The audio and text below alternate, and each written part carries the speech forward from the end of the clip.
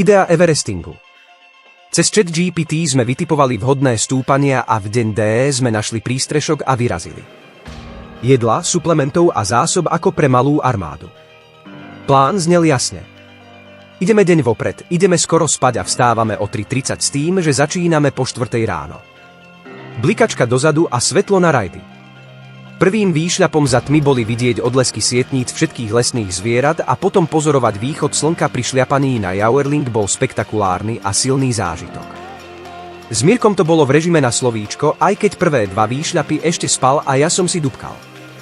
Cestou dole sa zjazdovalo kráľovsky.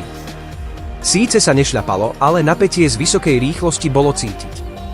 Priemerka nad 50 km za hodinu napovie. V zjazdoch bola zima, len trebalo byť poriadne oblečený. Samotná trasa bola krásna.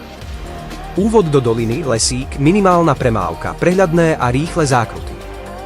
Druhá polovica sa pekne otvorila, pasienky, lúky, krásna krajina a výhľady, cesta bola občas pokrytá lesným chodníkom, aj záverečné stúpanie k vysielaču bolo prekryté lesom a v samom závere sa krajina opäť ukázala v plnej paráde. Asfalt bez jedinej chybičky, ale to je v Rakúsku bežný štandard. Minimálna alebo žiadna premávka.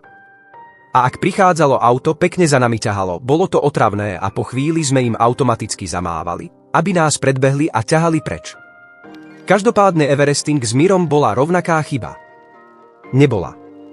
Ako keby som išiel s naším Tomášom Vavrikom, keď bol v top forme, nudil sa a ja som išiel celkom na hrane.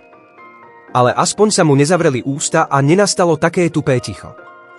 Silno ma bavilo počúvať jeho cestovateľské zážitky a skúsenosti. Ani tých x hodín spolu strávených ma neunavil. V podstate musím povedať, že aj po prvotnom zrútení sa, po 6. výšľape ma dal opäť dokopy.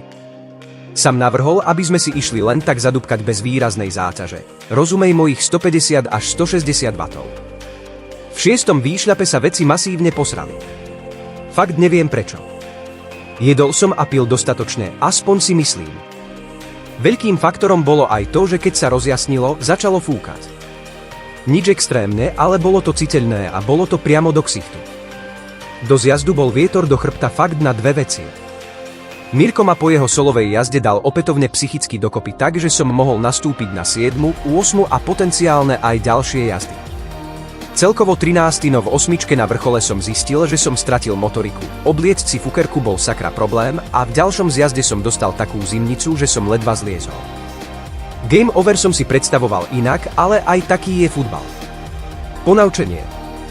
Poprvé.